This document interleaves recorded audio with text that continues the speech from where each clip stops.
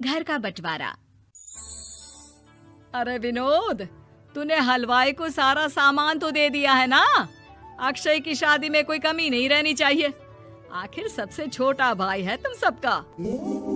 हाँ माँ, आप चिंता मत करो, मैं पूरा ध्यान रखूंगा। मंगल बेटा, तूने तो कहा था कि फूल का ऑर्डर दे दिया है, यहाँ तो फूल पहुँचे ही नहीं। अब क्या बहू की विदाई के बाद फूल आएंगे? माँ, मैंने अभी बात की है फूल वाले से, वो रास्ते में ही है। आप किशोर भैया से क्यों नहीं कहती कुछ करने को? किशोर पहले ही मेरे बताए काम कर रहा है। पास के सभी रिश्तेदारों और मोहल्ले वालों को कार्ड वही तो देकर आया था। रिसेप्शन के लिए हॉल भी उसी ने बुक किया था। टेंट कुर्सी वालों को भी तो वही देख रहा है। पर कई मोहल्ले वाले तो हमारे भरे पूरे परिवार से जलते भी है, उन्हें बुलाने की क्या जरूरत थी? बेटा, शादी ब्याह में तो बुलाना ही पड़ता है, नहीं तो लोग क्या कहेंगे।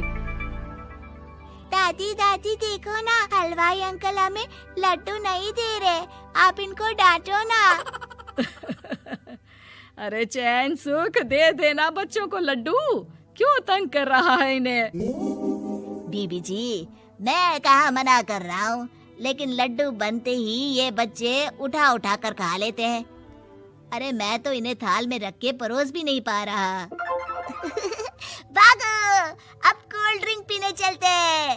भागो भागो, अब कोल्ड ड्रिंक पीने चलते हैं।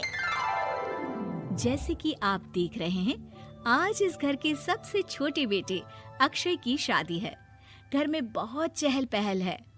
कुलभूषण की बीवी कमला को फुर्सत ही नहीं है कामों से, लेकिन कुलभूषण और घर के बाकी लोग कहाँ हैं? आइए देखते हैं। अजी, आप यहाँ आराम से बैठकर गाने सुन रहे हो और घर में अभी तक इतने काम बचे हैं करने को। अरे भाई, मेरे सबसे छोटे बेटे की शादी है, इसके बाद तो मैं अब चिंता मुक्त हो ही जाऊंगा। और फिर घर में तुम हो, बेटे बहुएं हैं, तुम लोगों के होते हुए मैं क्यों काम करूं? मैं तो शान से बेटे की शादी में जाऊंगा तैयार होकर। अरे ठीक है, अब आप आराम ही कीजिए। एक बार अभिषेक की बीवी आ जाए, फिर मैं भी आराम करूंगी और मेरी चारों बहुएं पूरे घर की जिम्मेदारियां संभाल लेगी। इतना कहकर कमला वापस अपने काम में लग जाती है। बेटा भी, तू अब तक तैयार नहीं हुआ? किससे बात कर रहा है फोन पर? तैयार कैसे हूँ? सैलून जाने से तो आपने मना किया है, क्योंकि मुझे हल्दी लग चुकी है। भाभीयों को देखो, सुबह से पार्लर में है। अक्षय की शादी हो जाती है और नंदिता बहू बनकर घर आ जाती है, लेकिन इस घर की खुशियों को मानो किसी की नजर लग गई थी। नंदिता के आने के बाद आए दिन घर की शांति भंग होती रहती। अपने माँ बाप की इकलौती बेटी को इतने बड़े परिवार की जिम्मेदारियां कहाँ संभालनी थी।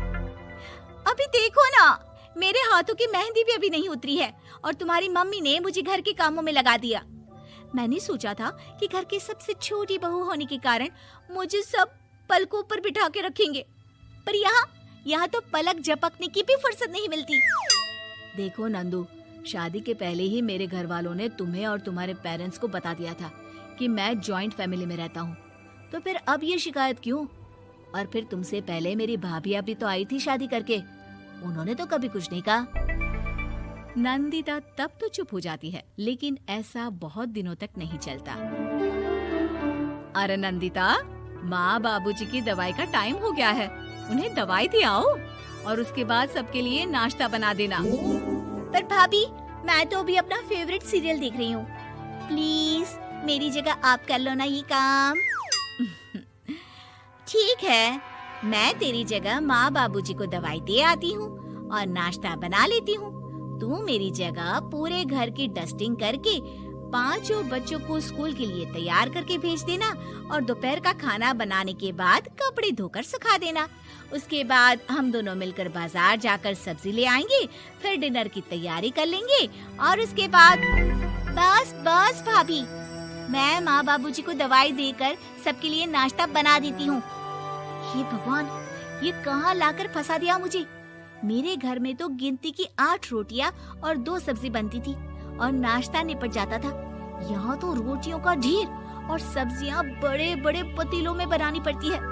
नाश्ता बनते बनते लंच का टाइम हो जाता है और लंच बनते बनते डिनर का। अभी मुझ में तुम्हारे पूरे परिवार का नखरा उठाने की और ताकत नहीं बची। मैं ऐसे नहीं रह सकती। अरे तो क्या चाहती हो तुम? मुझे अलग रहना है बस। तो ठीक है, हम कल ही शिफ्ट हो जाएंगे किराए के घर में। इतना बड़ा घर होते हुए हम किराए पे क्यों रहेंगे? ना जी ना, घर में ही दीवार खड़ी करो अपने हिस्से के आगे। घर के साथ साथ घर की खुशियों में भी दीवार खींच जाती है। ऐसे ही कई महीने बीत जाते हैं और नंदिता माँ बन जाती है। बच्चे के आने से अभिषेक के कंधों पर खर्चों का बोझ आ पड़ता है। अभिषेक का बोझ कम करने के लिए नंदिता भी पार्ट टाइम जॉब कर लेती है, लेकिन इससे उसके सर पर नौकरी, घर और बच्चे की जिम्मेदारी बढ़ जाती है। नंदिता, ये क्या है? तुमने घर भी ठीक से साफ नहीं किया, ना ही मेरे कपड़े धुले हैं। चिंटू के बाल भी कटवाने जाना था, देखो उसके बाल कितने बढ़ गए हैं। अरे करती क्या हो पूरा दिन तुम? मैं करती क्या हूँ? तुम्हारा नाश्ता और लंच बनाने के बाद चिंटू को डे केयर सेंटर पर छोड़कर आती हूँ, फिर खुद ऑफिस जाती हूँ। पूरा दिन काम करके आने के बाद बिना आराम किए बाजार से सब्जियाँ लेकर आती हूँ, घर आकर खाना बनाती हूँ, चिंटू को देखती हूँ और क्या करूँ मैं?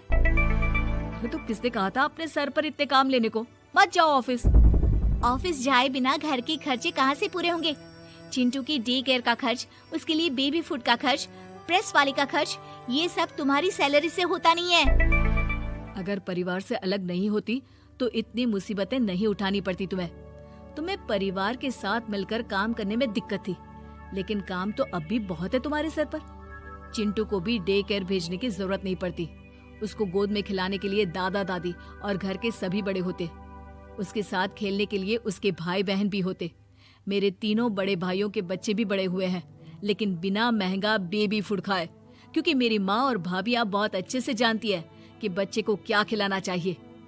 बिजली के बिल जैसे खर्चे भी सब मिलकर बांट लेते थे, लेकिन तुम्हें तो सबसे अलग रहने में ही मजा आता है, तो अब शिकायत क्यों करती हो? बस करो अभिषेक, बस करो। मैं मानती हूँ कि मैं गलत थी।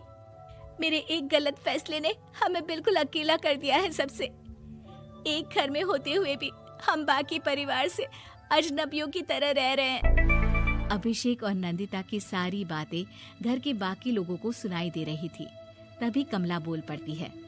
अरे नंदिता बहू, किसने कहा कि तुम अकेले हो?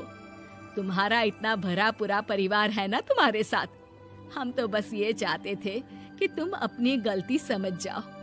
अगर हम तुम्हें समझाते तो शायद तुम ना समझती, लेकिन अपनी गलती का एहसास तुम्हें खुद हो गया है, तो अब तुम समझ चुकी हो परिवार में एक साथ रहने का मोल क्या होता है। मम्मी जी, मुझे माफ कर दीजिए, अब ऐसा दोबारा कभी नहीं होगा। अरे माफी बाद में, पहले मेरा पोता जरा मेरी गोद में तो दे, और तू जाकर सबके लिए चाय बना ला।